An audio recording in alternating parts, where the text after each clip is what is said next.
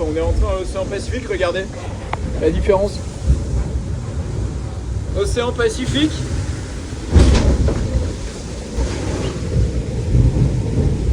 Océan Indien. Pacifique. Indien. Voilà, j'espère que ce sera vraiment comme ça. Hein.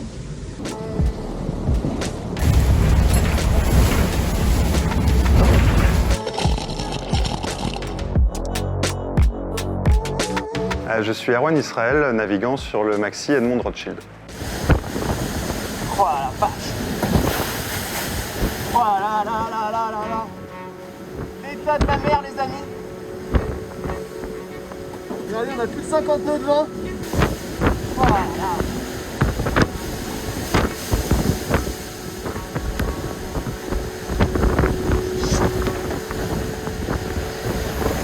Oh, attention!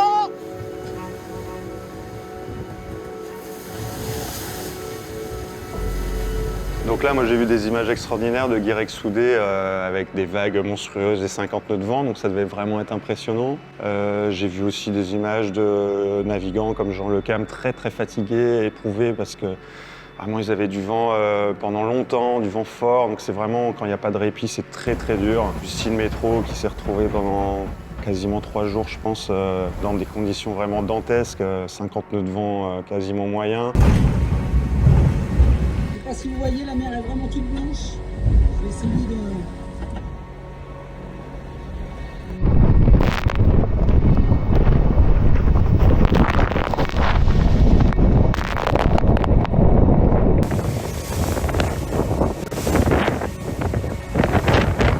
Putain, ça fait chier, je suis en train de... J'essaie de réparer mon groupe que j'ai mis, tu l'as fallu en entier. Il y a des conditions de mer bien pourries à chier aussi là.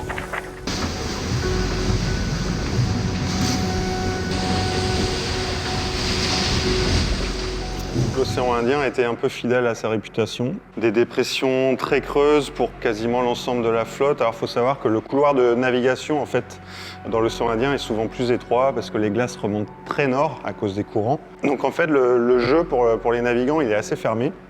Et on est assez tributaire de la météo. Donc vraiment, vie à bord très compliquée. Donc voilà, c'est clairement un passage délicat. Le Sud, ils partent pour ça, mais vraiment, je leur tire mon chapeau. Allez, je vous fais découvrir le Pacifique et le soleil.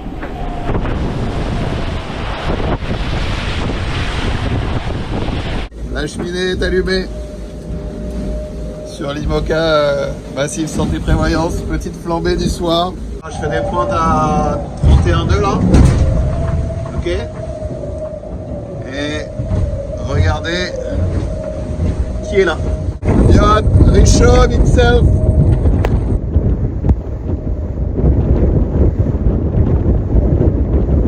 Charlie Dalin. Tiens. Donc là, dans des conditions calmes, ce qui fait du bien. Ça caille toujours autant, là, 4 degrés dans le bateau, là. Ça commence à piquer. Et pour les premiers, ils étaient peut-être un petit peu mieux lotis, on va dire, avec le groupe de Jérémy Bayou, Nicolas Luneven, etc., qui étaient en fait bloqués entre une dépression forte qui poussait derrière et une dorsale. Donc une dorsale, c'est un endroit qui avance en fait avec toi devant, mais où il n'y a pas de vent. Donc quelque part, c'était des conditions un peu plus faciles, même si elles étaient très rapides. Mais ça ne leur permettait pas de rattraper le trio de tête qui s'est vraiment détaché, qui ont eux presque un système d'avance, ils sont dans la traîne de la dépression plus à l'est. Moi je fais partie de ceux qui pensent que Charlie Dalin et Sébastien Simon se sont un peu fait avoir dans l'océan Indien avec cette dépression très creuse qui les rattrapait. Ils ont pas pu s'en échapper à temps et la seule solution c'était de bombarder quoi. Et ils ont réussi à attaquer, surtout Charlie, à tenir des vitesses moyennes extraordinaires pour rester en avant de la dépression le plus longtemps possible. C'était clairement impressionnant. Voilà, il y a eu des conditions de petit temps au début. Mais depuis, j'ai l'impression qu'ils vont très vite et ça ne m'étonnerait pas qu'ils seraient vraiment sur les bases du record. Il y a du ciel bleu et du soleil, c'est magnifique. Un peu de visite. Ah, ça fait du bien.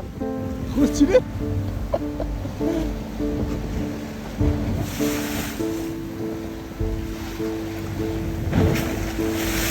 Trop beau, trop beau. Regardez, des petites crevettes Wouh qui arrivent sur le pont avec les vagues.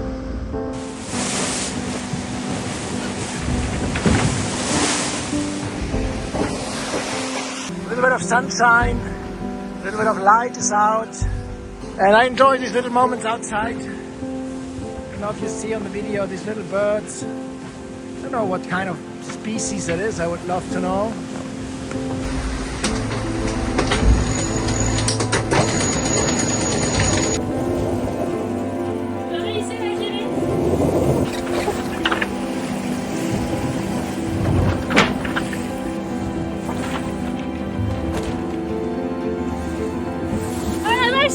Il y a des gros céphales. C'est vraiment stylé. Ouais. Ouais, il y a toute une troupe de globules. Oui, c'en est un.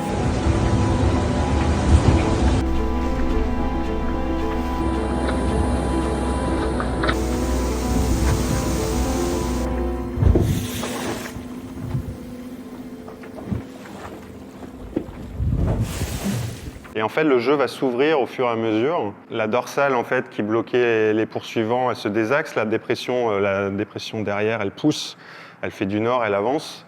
Et en fait, tout ça, ça va faire un grand couloir de vent d'ouest, beaucoup plus large que justement dans l'océan Indien, où le jeu va s'ouvrir et ça va être des conditions quand même un peu engagées, même si c'est pas une dépression très musclée, mais en tout cas, le jeu va s'ouvrir complètement et on va avoir un vaste champ de jeu où il va y avoir plusieurs options et un long portant vers le Cap Horn. On s'attend à ce que les premiers, je crois, arrivent à Noël, avec une possibilité d'une dépression qui se creuse sur place, je crois, j'ai entendu Yoann dire ça, mais il y a des moments, le Cap Horn, tu choisis pas, quoi. C'est la météo qui décide pour toi. Si tu as une dépression énormissime, tu dois t'arrêter, tu dois ralentir. Si tu as au contraire de la chance et que ça s'enchaîne, en fait, que tu arrives à suivre un front, eh ben, tu peux profiter, continuer à faire de l'Est et faire du Nord en même temps et tu peux créer un gros écart. Il y a souvent un anticyclone qui ressort de l'Argentine qui peut faire des zones de calme aussi. Donc si tu arrives à passer devant l'anticyclone, c'est vraiment un point clé où clairement la course peut se jouer à cet endroit-là. Voilà, bah, ça ressemble dehors en ce moment. Un train à lancer à pleine vitesse dans le froid là.